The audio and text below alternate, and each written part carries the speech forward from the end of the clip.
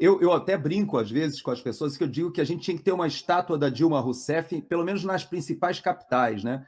Porque, graças a Dilma Rousseff, nós tivemos a debacle petista e a eleição do Bolsonaro. Porque se o Aécio Neves ganha, nós não teríamos nem aquele movimento todo que se levantou da direita em 2013, 2014, 2015, todas aquelas manifestações de rua. Você quer ver uma coisa? O único país de toda a América Latina que as ruas foram tomadas pela direita e não pela esquerda foi o Brasil. Sim. Veja que o Brasil ele seguia o mesmo modelo de qualquer outro país que fazia o seguinte: os movimentos ditos sociais, MST, os próprios movimentos das cidades, né, de invasão lá que o Boulos representa bem, esses movimentos eles seguiam uma cartilha que foi usada no Equador, foi utilizada na Colômbia, foi utilizada no Chile, no Peru, que é intimidar a classe média com violência nas ruas. O que aconteceu no Brasil por causa da Dilma, graças a Dilma? Por isso que eu digo que ela tem que ganhar uma estátua nas principais capitais do Brasil. Porque o impeachment da Dilma ensejou a direita a ir para a rua, começou a se manifestar aos domingos para não atrapalhar a vida de ninguém, o pessoal começou a usar o verde e amarelo, surgiu um movimento nacional que ocupou as ruas e a esquerda nunca mais conseguiu retomar. Você vê que o 1º de maio desse ano, aquele fracasso que foi ali com o Lula e tal, você vê, nem você fazendo show de música, nem você pagando, nem você chamando as centrais sindicais, você consegue mais juntar aquela multidão. Porque depois que a direita tomou as ruas, e foi por isso até que houve todo um esforço gigantesco de intimidar essa população, de perseguir. Hoje a gente tem presos políticos no Brasil, a gente tem toda uma censura, toda uma perseguição acontecendo que a gente não tinha 5 anos atrás. Então você vê que há 5 anos atrás você podia falar mal da Dilma, podia falar mal do PT, podia falar mal do Supremo Tribunal Federal, você podia falar mal de quem você quisesse. Em 5 anos, nós deterioramos todo o Estado de Direito no Brasil. Por quê? Porque eles precisavam reagir contra essa tomada da direita, que eles rotulam como extrema-direita, né? Então é interessante que no Brasil não tem direita, né? Só tem extrema-direita. Então, todo esse grupo que se levantou de verde e amarelo, que foi para as ruas, aí caminhoneiros, o pessoal do agro, todo esse grupo somente se manifestou como uma reação até o impeachment, aquela deterioração, a crise econômica. Há quem diga, inclusive, o Glauber, e eu creio que essas pessoas estão certas, que se não fosse a crise econômica que a Dilma provocou, ela não teria tido impeachment, mesmo com a corrupção e mesmo com a segurança pública deteriorada. Porque você vê que o Temer, eles fizeram de tudo para derrubar o Temer, mas ele conseguiu segurar ali no Congresso. Por quê? Porque ele rapidamente ele foi lá e votou uma mini reforma trabalhista, fez a lei das estatais para tentar tirar aquela politização, fez ali um teto de gastos, deu uma arrumada, foi o suficiente para ele se segurar ali junto ao Congresso Nacional.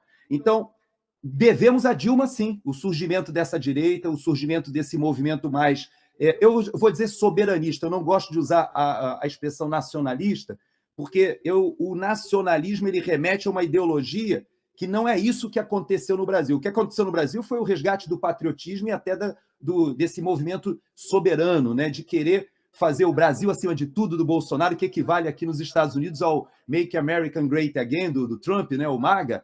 É essa ideia de brigar pelo seu país, pelo interesse do seu país. Eu acho que isso foi uma coisa que foi resgatada há pouco tempo. E olha, eu vou dizer uma coisa para você, isso não sumiu, não. Isso está latente aí, continua existindo, e de uma hora para outra a gente vê onde o Bolsonaro ele vai pelo país, multidões são atraídas, e o Lula ele não consegue atrair mais as multidões, e por isso ele faz aparições muito controladas, né? De modo a você ter um público que você sabe o que vai aparecer ou o que vai aparentar. Eu não sei se você viu aquelas imagens dele lá no Rio Grande do Sul, em que ele faz uma encenação para o fotógrafo ali. Então ele vai para os escombros, faz um... mas você vê que o público que estava em volta foi altamente filtrado ali. O povão não pôde se achegar, não pôde chegar próximo. Então, hoje, ele tem uma dificuldade de popularidade, em contrapartida, o principal representante do que seria uma direita no Brasil continua, apesar de toda a perseguição, ameaça de prisão, aquela coisa toda, ele continua se deslocando no país todo, atraindo multidões. Por quê? Porque esse movimento conservador liberal, que não existia no Lula 1 e 2, ele veio para ficar e está aí, latente, e eu acho que ele vai ressurgir como força política. Infelizmente, nós não temos um partido conservador no Brasil, que a gente possa olhar, ou pelo menos olhar uma ideologia, como acontece aqui nos Estados Unidos, você tem mais ou menos a ideia do que é o republicano-democrata, ou vai na Inglaterra, você tem mais ou menos a ideia do que é o Partido Conservador e o trabalhismo, ou o Partido Trabalhista. No Brasil, a gente ainda está gatinhando, né? Porque o Bolsonaro, quando é eleito em 2018, ele aluga lá o PSL do Bivar.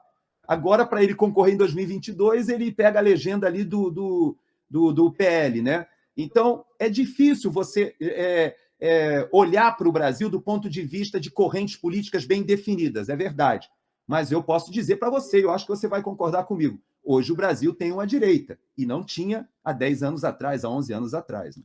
A oposição no Brasil, na época do governo do PT, não tinha, né? Era pouca, né? Porque o PSDB, inclusive falava-se isso na época, que o PSDB não sabia ser oposição, né? Isso era muito comum. Vamos lá. Coronel, é o seguinte, cara. Eu disse que eu tinha mais uma provocação, que é essa alternância de poder, né? É muito importante até para a sociedade avaliar, né, qual modelo que ela acredita mais, né? E poder ter como a opção, né, de escolher o seu governante. Mas me parece que algumas pautas caras, né, assim, para um governante, acaba ficando na mão da direita, né? Por exemplo, as reformas, né? Quando você citou o governo Temer, você citou algumas reformas, né? Reforma trabalhista, e depois teve a reforma da Previdência, né? Que foi iniciada no governo Temer e foi, como a política diz, né? Foi amadurecendo e acabou acontecendo sobre a liderança ali do Paulo Guedes e do governo Bolsonaro. Então, eu tenho percebido que para a esquerda, que gosta, que tem um modelo de gasto público mais pujante, né? Defende, inclusive, o gasto público como uma forma de manutenção da economia aquecida e tal. Em algum momento, acho que a esquerda até gosta que a direita volte, né? Para fazer um controle fiscal melhor, controlar os gastos, deixar a conta no azul, aí a esquerda volta novamente com aquela proposta de aumento de gasto público. Faz algum sentido essa leitura aí? Como é que o senhor enxerga isso? Não, faz sentido, e você vê que o Brasil foi o único país do mundo, inclusive o Emmanuel Macron ele fez essa observação na época, porque ele também tentava aprovar uma mini-reforma da Previdência e não conseguia. O pessoal ia para a rua, quebrava tudo, fazia manifestação, e o Brasil foi o único país do mundo que a população foi para a rua apoiar a reforma da Previdência. Pois é. Você vê a força desse movimento popular. Agora, a pandemia, ela de fato teve uma influência terrível, porque você veja que o Paulo Guedes ele veio aqui aos Estados Unidos ainda no final da pandemia, e ele disse que a economia brasileira ia se recuperar em V. E ele chegou a dizer que o Brasil, naquele ano, o crescimento do produto interno bruto ali de 2021, na virada para 2022, ele disse que o Brasil teria um crescimento maior do que o da China e que a inflação do Brasil seria menor que a dos Estados Unidos. O pessoal aqui riu da cara dele.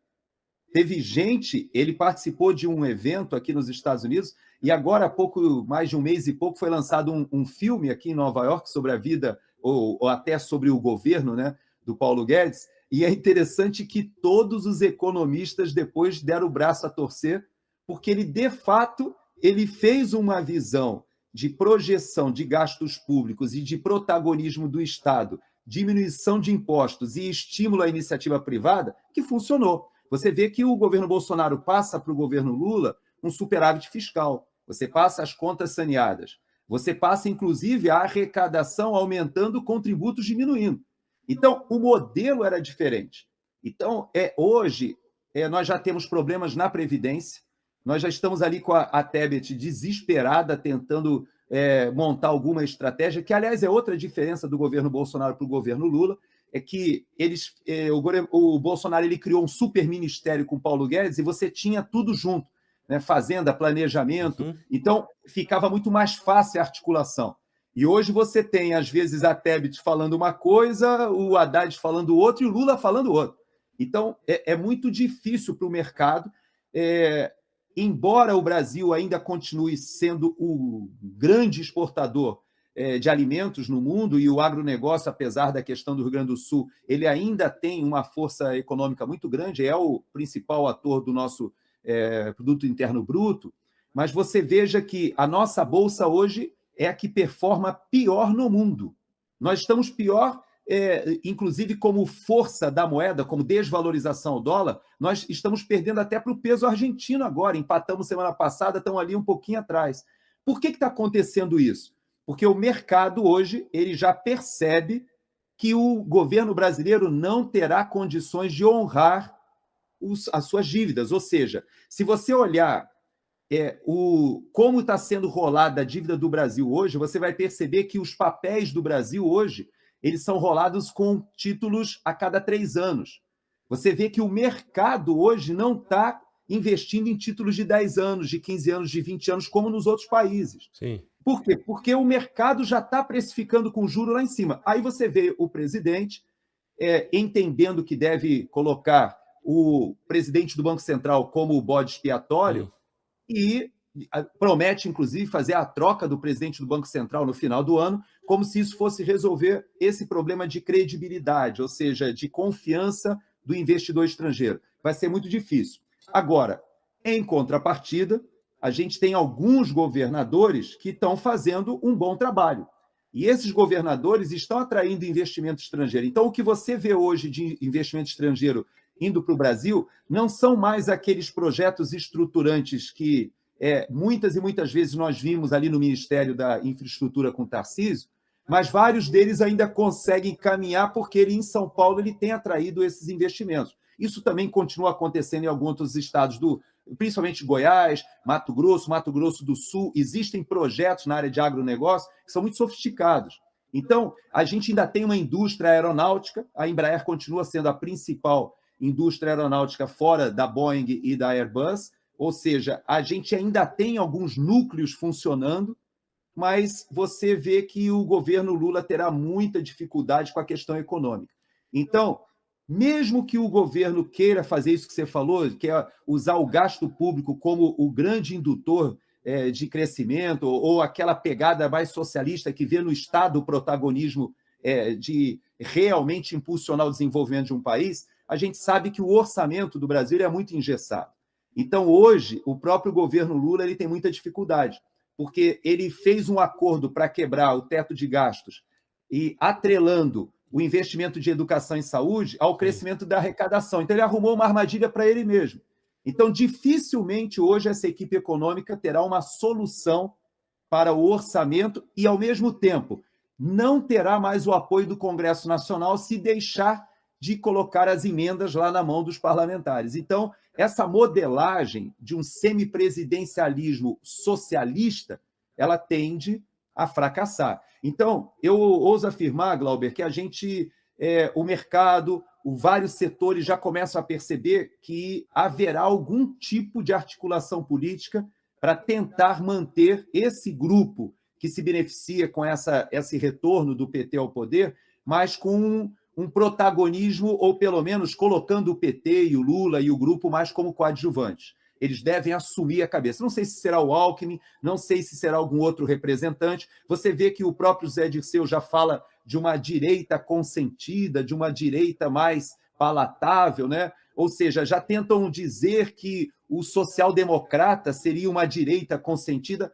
mas a população, eu creio que já aprendeu que não existe essa de direita consentida que não esteja contando com o capital político do Bolsonaro. Eu não acredito que nenhuma liderança, uma terceira via, vá se vender como direita se não tiver a bênção, a chancela do capital político do próprio ex-presidente Bolsonaro. Então, nós estamos vivendo esse momento polarizado no Brasil e isso acaba se refletindo, obviamente, no sinal trocado, ou nesse sinal de difícil interpretação que a gente passa para o mundo.